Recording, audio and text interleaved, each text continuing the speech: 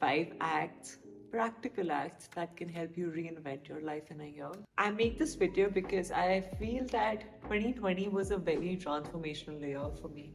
And not the whole of 2020, but like say mid 2020 to mid 2021 was extremely transformational. And it's not because something big happened, but I just took very tiny measures to improve my life in small parts, and that paid off big returns. So I hope this helps you as much. Choose to live with intention. Now, the thing is that you cannot half ass your way into living a happy life. That means that you cannot wish for big things, not do things that can help you achieve them, and think that, okay, life failed me, life is unfair, and maybe I'm not successful because I'm not privileged enough, or I don't have enough money, or my boss always dislikes me, my boss is always partial towards me, all my colleagues step on me and go up the ladder, and I don't. I mean, these are just excuses which will make you feel happy in the moment, but it's not going to help the overall picture. So have some intention in life to live by, and I think we can all start that by knowing our own definitions of things. I realized that the metric of success which everyone's telling me to follow, it just did not make me happy, as in that it will take me 20 years, like in my mid 40s I will be a vice president. Okay, so just because my company and my friends and my family know that I will become some vice president and it's a high up designation, so what? Can I not do things that make me happy instead of for 2 decades slogging my ass off and just for a designation which people have made up? So this just did not fall in my idea of happiness, but it may 100% fall in your idea of happiness, and that's fine. The entire purpose is that you and I and like 10 people in a room will have different ideas of happiness and success and money, and that is what makes it beautiful. Right now, we are conditioned in a way that people have made us believe that this is the only way to be successful. Otherwise, you will have an unstable or uncertain life.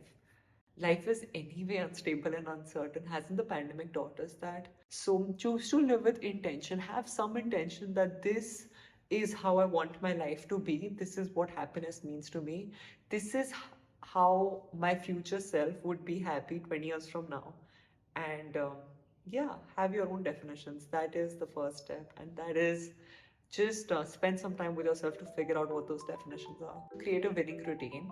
I think all good things happen because as a consequence of a really good routine. That can be a morning routine, evening routine, weekend routine, monthly routine, anything, but to have a system in place makes it easier. So my system is that every week I do a weekly reflection, which is that what went well during my week, what did not go well, what were the challenges I faced, and my intention. And I do the same thing at the end of each month. This helps me stay aligned to my goals, because if I never take out time to reflect, how will I know what went wrong and what didn't, and how can I re strategize? I also have been working out for 8 years. So that is an integral part of my routine. I have been meditating for nearly 4 years. So that is also super helpful for me. But this is just my routine. Yours could be entirely different. It could be the extreme wake up at 5 a.m. and take a cold shower and meditate for an hour. Or, if you're fond of playing football, then taking out an hour each week to play football with your friends. It could be anything, but just have a winning routine. Work to find your Ikigai. Now, this is a very famous book. It's mainly what you love doing, what is something that the world needs, and what is something that you can get paid for, what is your passion, and when all of this intercepts, that's where your happy place is. For me, I found my ikigai in writing. I mean, I've always loved writing, but I just like put it on the side as a passion. I hope and I encourage you to take out some time to find your ikigai, because it's not just a concept, right? It is a way of living. And if nothing else, at least doing this will help you get closer to yourself. Considering we live in a time where everything takes us further and further away from ourselves and just makes us, in this illusion of making us hyper connected to others.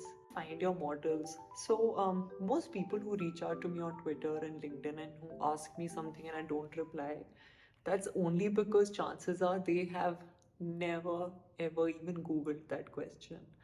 And if it's about my journey, chances are that they have never read any of my work. So it's just lazy, isn't it? They're just too lazy to do their homework. So what they do is they message someone and then they expect a reply, which is absolutely entitled behavior.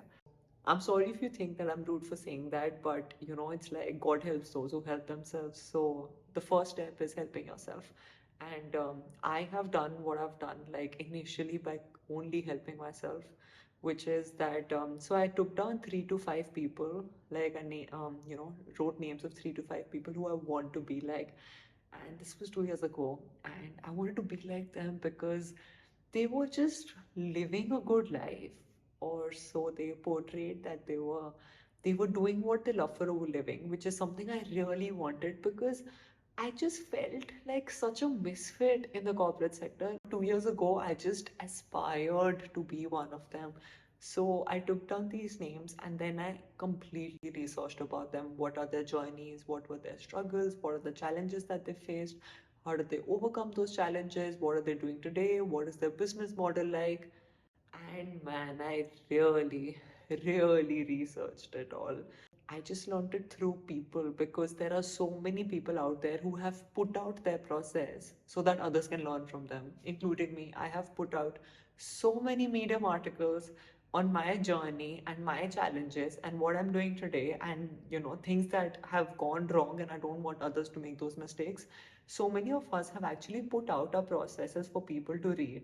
So please take down 3 to 5 names and then just go through them, go through their life, and then see how can you replicate different processes from other people and put it in your own journey. So please find your models. The final part is something that I have said in my videos very often, and I will continue to keep saying it often just because I want it to get in your head, which is give it 100 days. 100 days is enough time to figure out whether you like doing something, if it's for you, or whether it's just an added stressed out element for you. That being said, 100 days is not enough to get any kind of results. Whether you want to be a freelancer, you want to be a coder, want to be a creator, want to be an educator, 100 days is a very short time. Real results take at least after a year of putting in the work. That's the minimum that you have to give. But 100 days is enough to figure out that whether it is something that you really want or it's something you're just wooed by.